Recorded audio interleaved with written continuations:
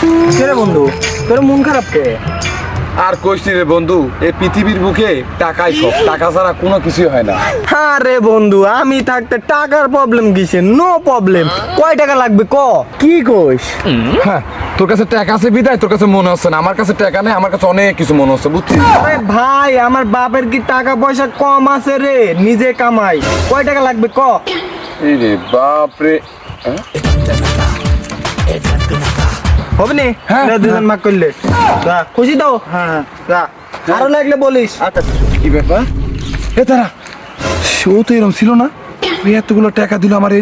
যাই, ও তো কিপ্টি ছিল, ভালো হয়ে গেছে। লে ঠিক দাও, একটা লে, দুটি লে।